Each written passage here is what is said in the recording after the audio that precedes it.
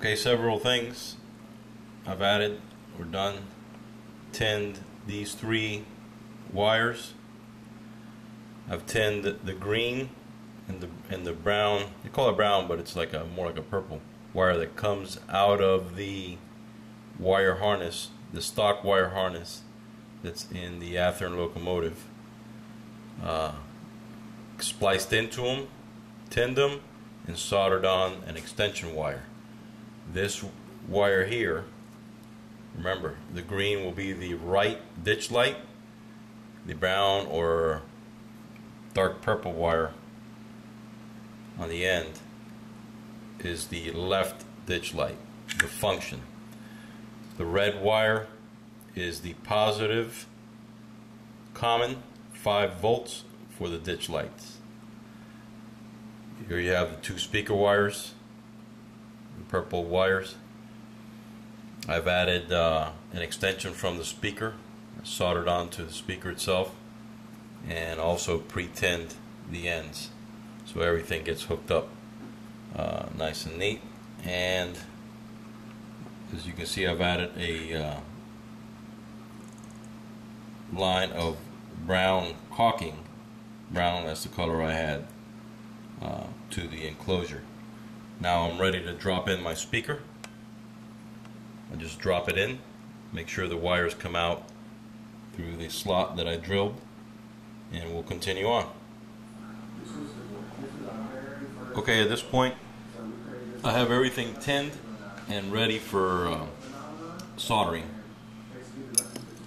All of the wire ends are tinned. One thing that you're going to have to do, the square part of the tower LEDs will light up the inside of the cab once they start flashing or they come on, because the square part is not housed inside of the ditch light housing right here. The square part rests inside and is exposed to the interior of the cab. So get some black acrylic paint and paint the square part of the tower LEDs. See, I've soldered the ditch lights to each of the right and left wires coming out of the DCC board. I also have placed heat shrink tubing on all connections, speakers,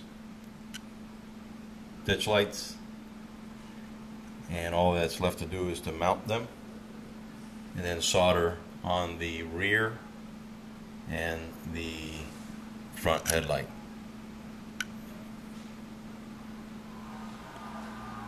Okay, as you can see, the ditch lights are on. I use masking tape or scotch tape to help me keep the wires all out of the way,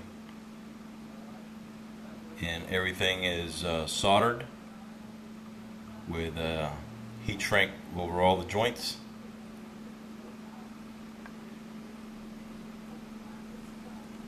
The headlights are soldered in, one here and the other one next to it. The backup lights here and here,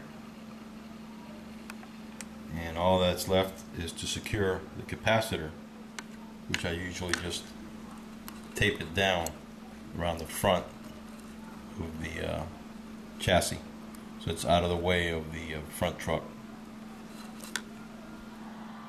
Okay, everything's in, everything's soldered. At this point I am going not to put the shell on. I'm just going to leave it resting on the chassis and try it out on the layout, see if everything works. Okay, the body has been placed, or the shell has been placed back on to the chassis. Be careful, make sure you don't pinch any wires, make sure everything is tucked inside well, and go ahead and move the trucks, make sure there's no binding.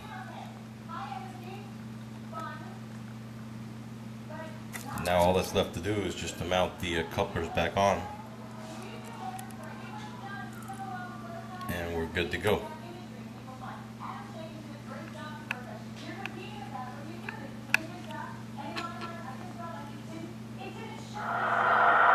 Okay, one thing you may want to do, as soon as you pull these babies out of the box and put them on the track, whether you're going to run them in DC first or after you do your installation, clean those wheels.